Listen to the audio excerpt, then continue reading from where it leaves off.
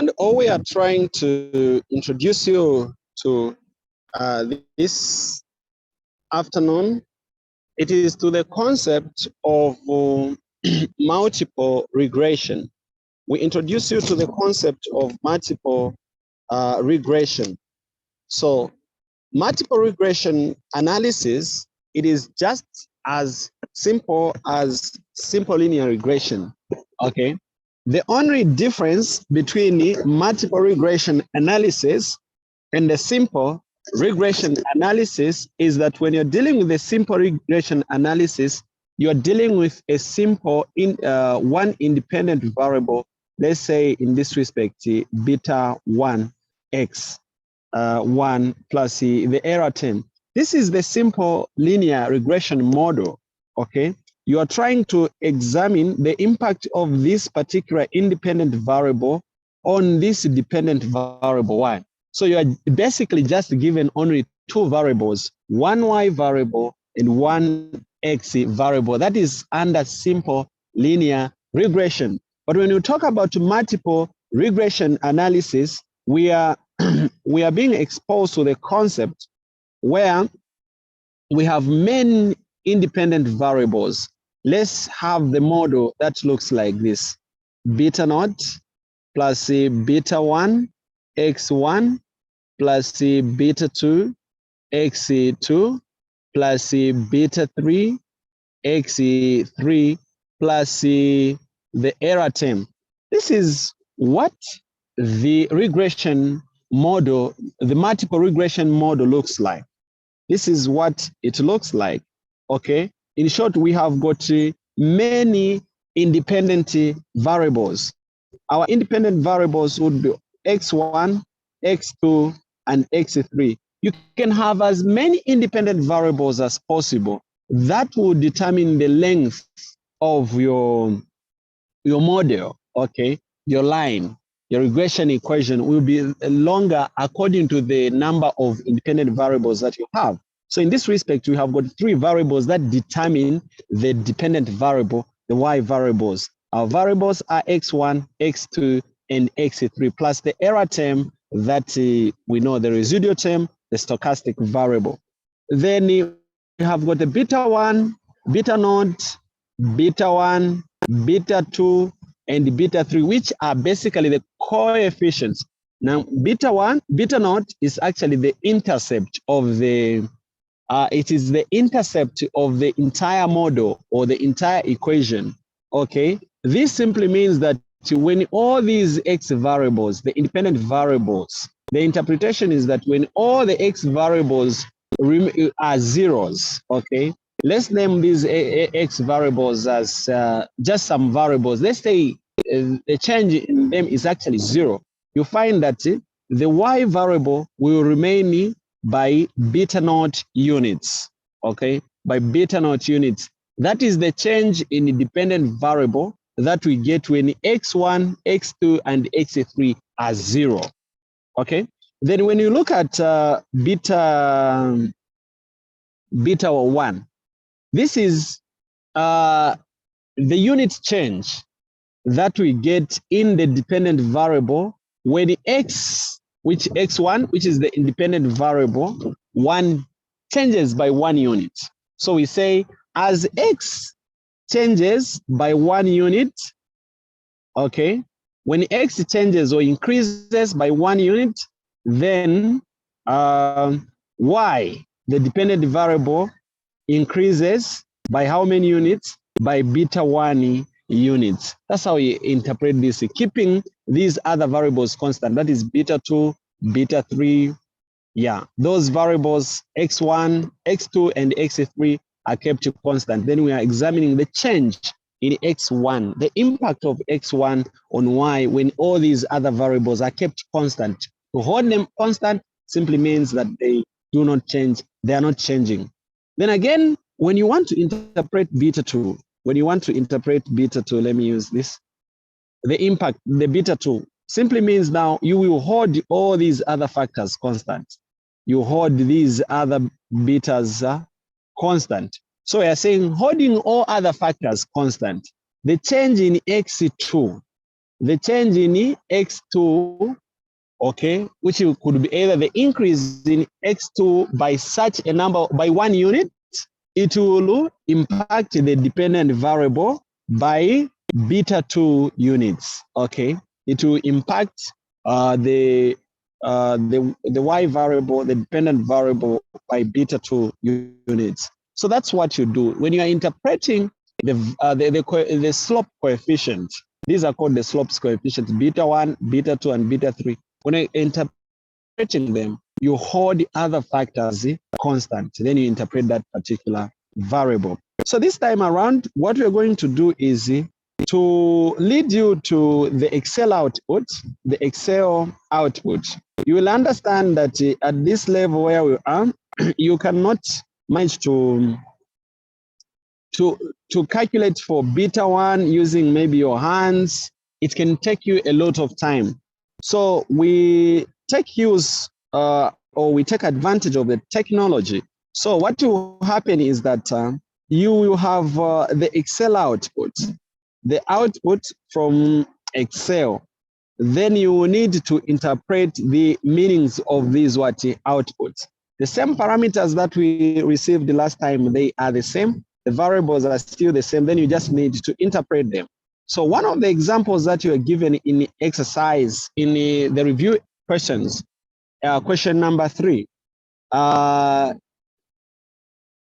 Question number 3. Let's read on B. Okay. Let's read it only. Let's start with question 3. We can review the entire question. You've seen the scatter plot here on the diagram. The scatter plot is here. The question is, can you comment on the type of relationship between expenditure and votes in the scatter plot?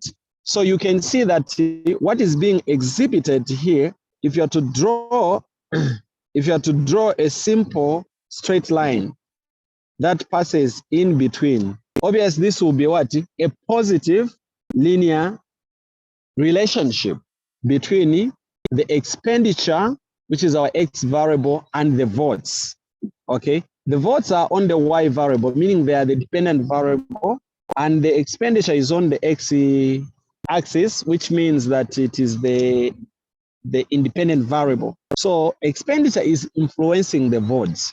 And the type of relationship, as we can see from the scatter plot, it is a positive linear relationship because the slope is sloping upward. That simply means that when you increase expenditure, even the votes increase.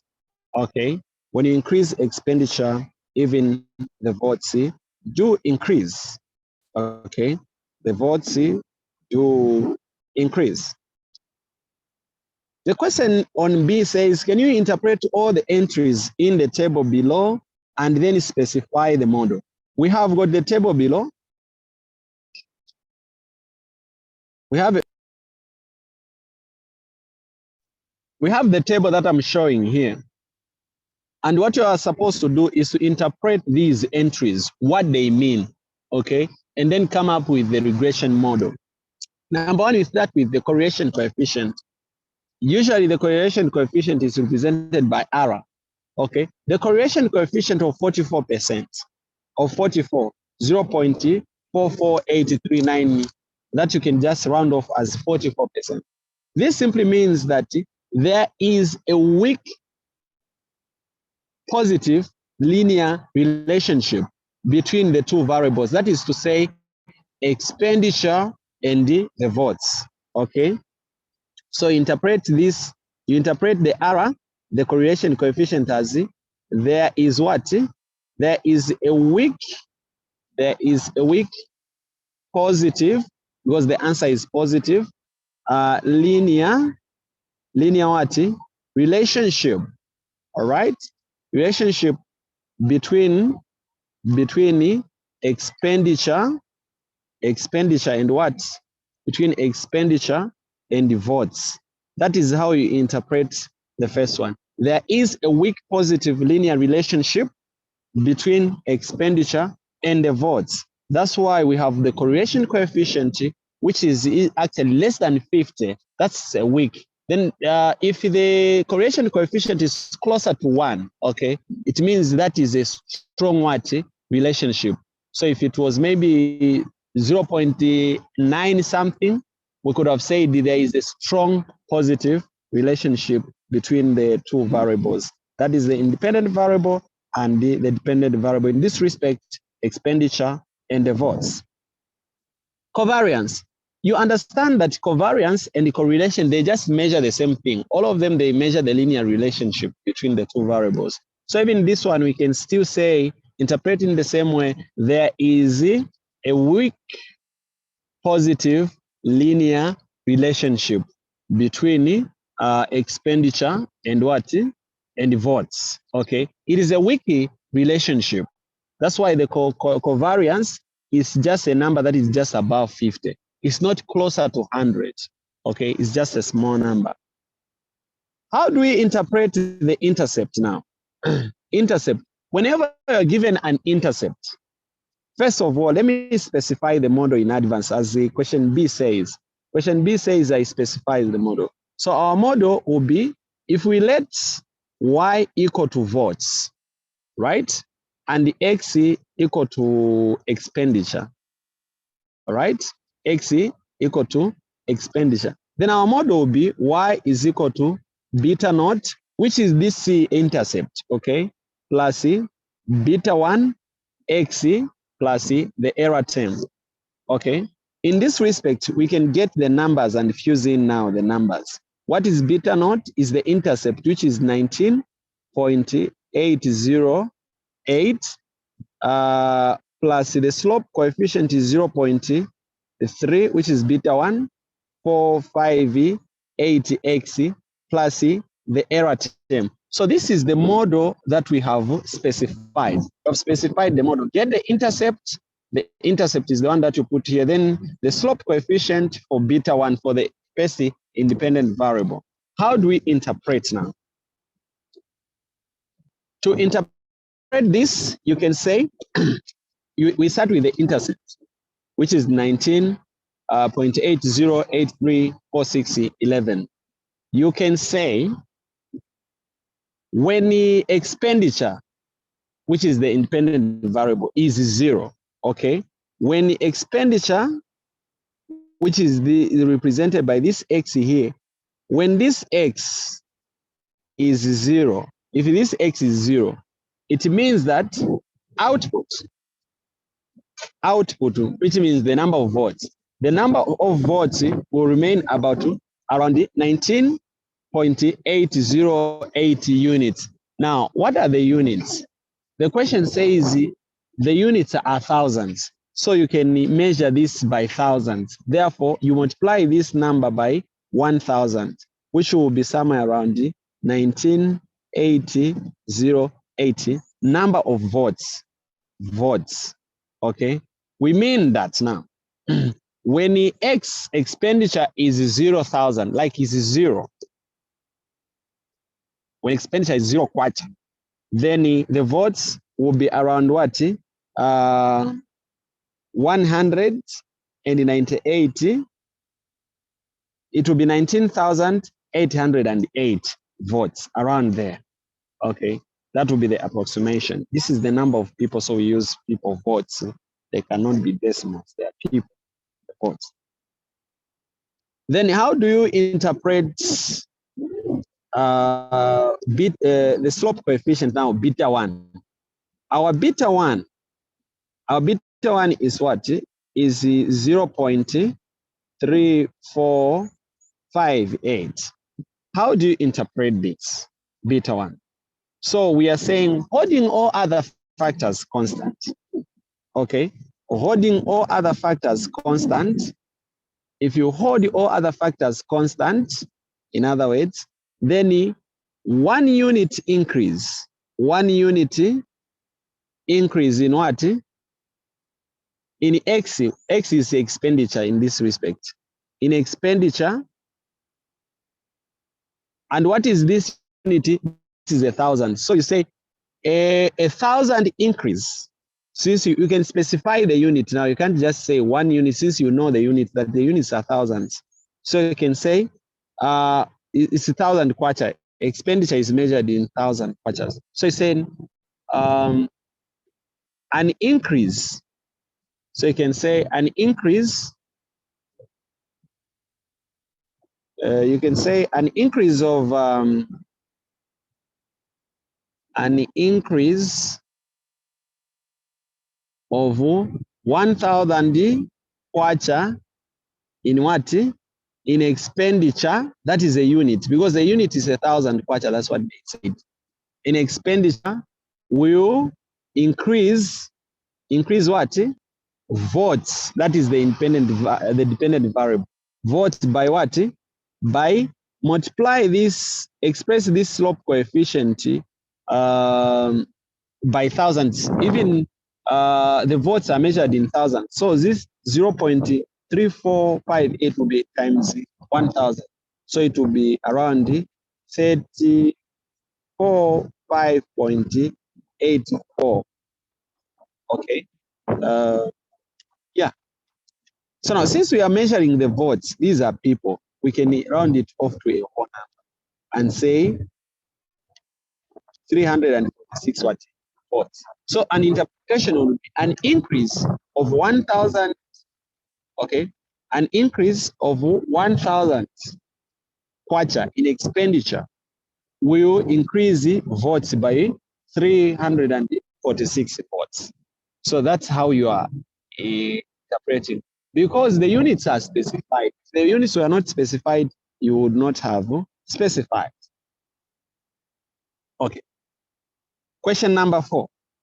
With question number 4 now, observe that you are given to assess the relationship that is there. Okay. You want to assess the relationship between the price of Omin that is measured in Ingwe and the promotional expenditure. The price and promotion expenditure, their impact on the Y variable, which is the what? The number of Omin power bars. Okay. We want to assess the impact of promotional expenditure and prices on Omin power bars. We are selling Omin power bars. So what is the impact thereof? So since there are two independent variables here, we have got the price and the promotion expenditure. We cannot easily find this using calculator. So quickly we go to Excel output. There is this output that has been printed out by Excel. Okay. Now let me just dive into explaining these parameters. Number one, you find the multiple error. This multiple error. This multiple error is same as the correlation coefficient that you call Ri. The interpretation is the same. How can you find this D? Because here it is just given as D. D, you are supposed to find a number.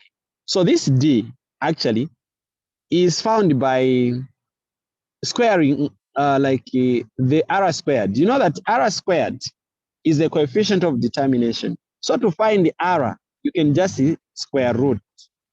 To find the R, you can square root both sides. So once you square root the R squared, you find the R.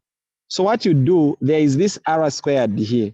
You say R squared, you square root the R squared, which is 0.477751. The square root of that will give you R, okay, which is the D value. So the value of D is given as what? As 0.691195. That is the value of R or G, which is the correlation coefficient. And the interpretation is still the same. This shows that there is at least a positive linear relationship between these variables, okay, among the variables that we have. Then when we examine, what is this? The adjusted R squared. I've already interpreted R squared. R squared is what? Is the coefficient of determination, right? Coefficient of determination. Now, the coefficient of determination, R squared, what does it measure? We say the R squared, the coefficient of determination, measures the percentage change, okay? The percentage change in the variabilities or in the variability of dependent variable that is explained by the independent variable. So we're examining the proportion of the variabilities in the dependent variable explained by the dependent variable. So that is to say, since our R squared is 47, 47. When you multiply, you always express this in percentages, so it will be around 48%. All right, when you multiply that number by 100, 0.477751 times 100 is around 48%. So you can interpret this adjusted R squared as what?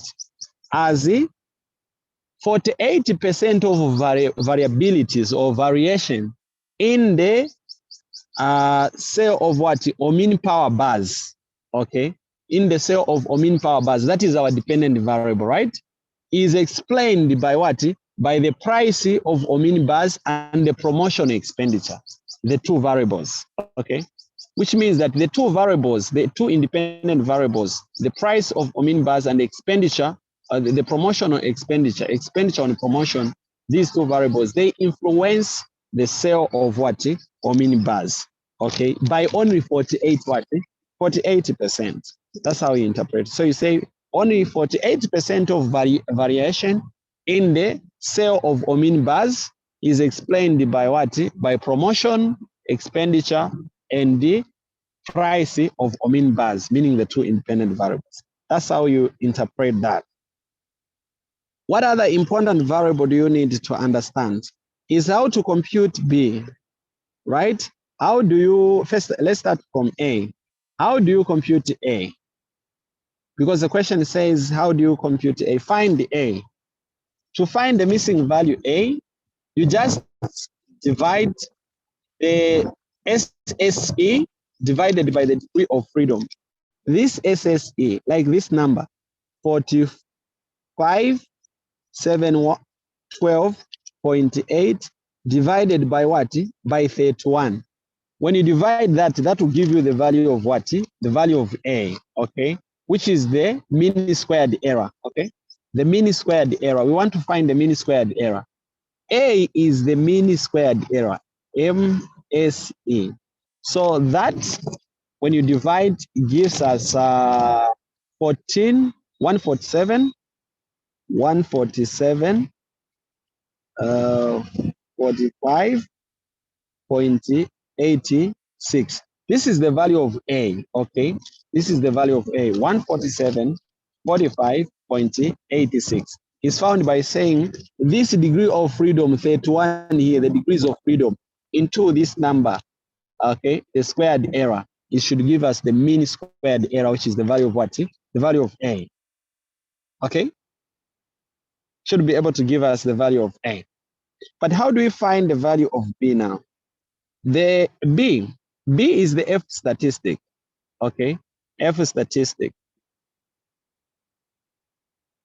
To find the F statistic, if you want to find the F statistic, you just divide the mean squared. It is basically the mean squared regression over the mean squared residual. So mean squared regression, this mean squared regression, that is 29086.2 divided by what? By the residual mean squared, which is same as the mean squared error, MSE, the value of A that we found. So the value of A that we had found, which is 14745.8645. When you divide that into that, it gives you the F statistic, which is the value of B.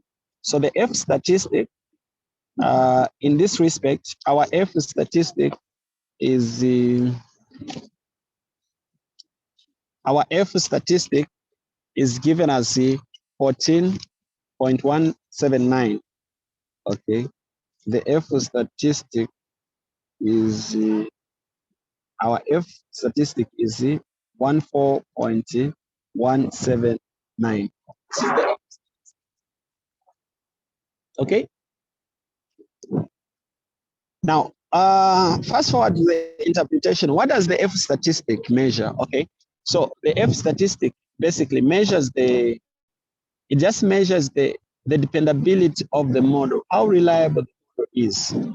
Okay, how reliable is this model that you have? That is what you try to measure by F statistic.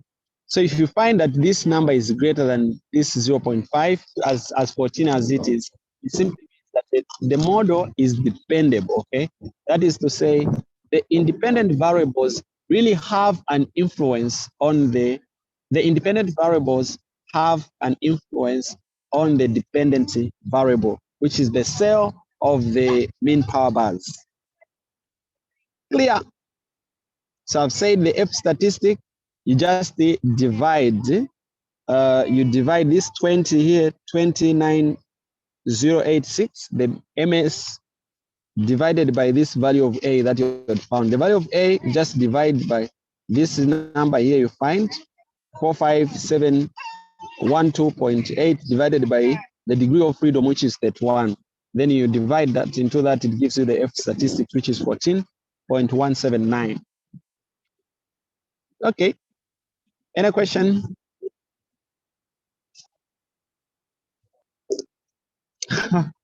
Okay.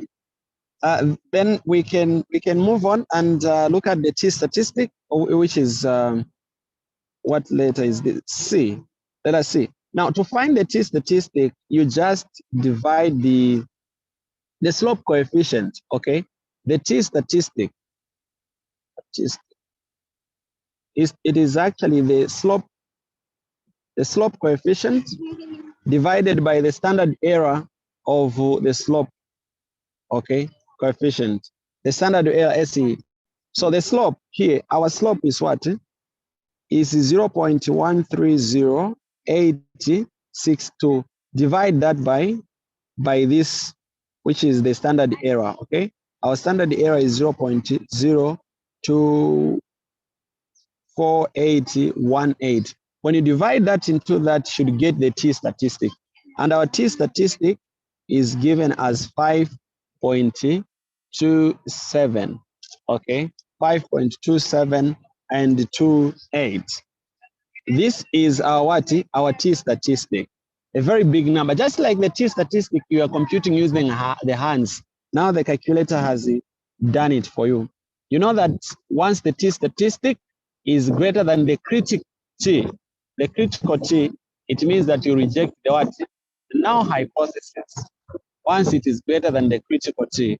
And you know that if we use the T statistic whenever the sample size is less than what? It is less than 30. Once sample size is less than 30, that is when you use the T statistic. The computer has already calculated for you the T statistic. So that's the value of C. The value of C, the T statistic, in this respect shall be 5.27 and 28. Any question? All right, there is no question. On the interpretation of the R squared, we have already interpreted this one. The R squared, we said this is a coefficient of determination, and it basically measures the proportion. It measures the proportion of the variations in the dependent variables explained by the independent variable. So that is to say, when we have our R squared 0.477751, multiply this by 100, you round it off to somewhere 48%. So that is to say 48% of variations in the dependent variable. In this respect, these are the mean bars, the cell of the mean bars. They are explained by the independent variable, and the independent variable is what independent variables do we have? We have promotional expenditure and the prices of the very mean bars.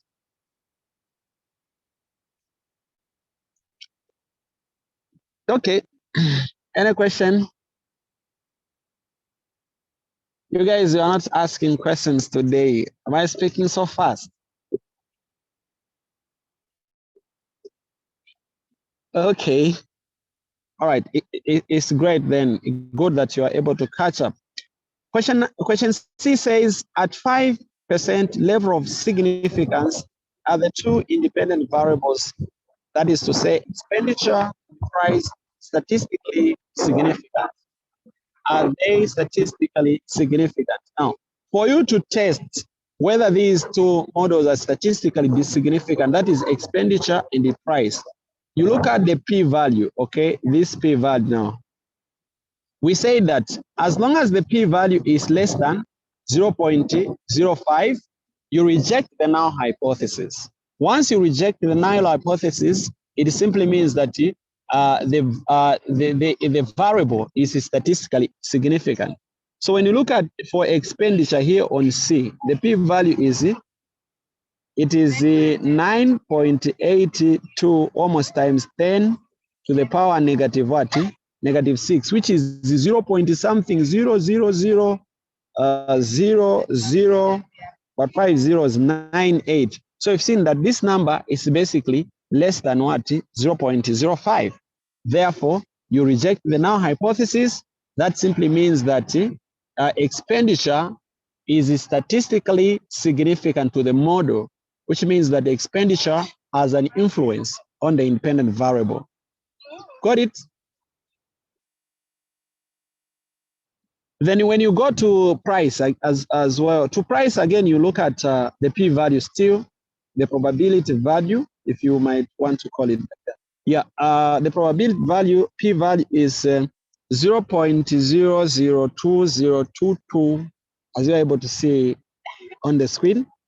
Yeah, that is the p-value, okay? So now, with this p-value, if you look at it, it is less than 0.05, which is our benchmark. Therefore, again, we reject the what? The null hypothesis. When we reject the null hypothesis, you mean that the variable, the independent variable, the price, has got significance. It is statistically significant. Once you reject the impact of the model, like if you reject the null hypothesis, because the null hypothesis says that it is not significant. So once you reject that, then you say it is statistically what? Significant, meaning the variable has an impact to the model. Is that clear? Yeah, so you use the p-value to test the model. Then give the regression results. So regression results, just as we did in the previous study, you get our y shall be equal to, you get the intercept, which is negative 519.54 plus the expenditure with the beta naught, that's the beta 1 now, 0.13. I'm rounding it off to 2 decimal places. X1, where X1 now should be expenditure, plus plus which one? Plus 6.45 X2, where X2 should be what? Price, plus the stochastic variable. I say the stochastic, yes. The error term, yeah, the error term, the stochastic variable. So you add that to the model. So be careful that when you write X1 and X2, you should have already defined in the model that let X1 be what? X1 be expenditure, X2 be what? Be price. And maybe Y should be the sale of what? Of those mean bars. So that when you express the model like this, it does make sense. Any question? All right, guys, you have been very good people. So when you're dealing with these values, just make sure that you pay attention to the coefficients. This is where you get the model. You get the model from the coefficient. The intercept, the one that you start with, this is beta 1, beta 2. It will be going down depending on the number of the independent variables. I think as for today, we can end here. Yeah, have been a good class.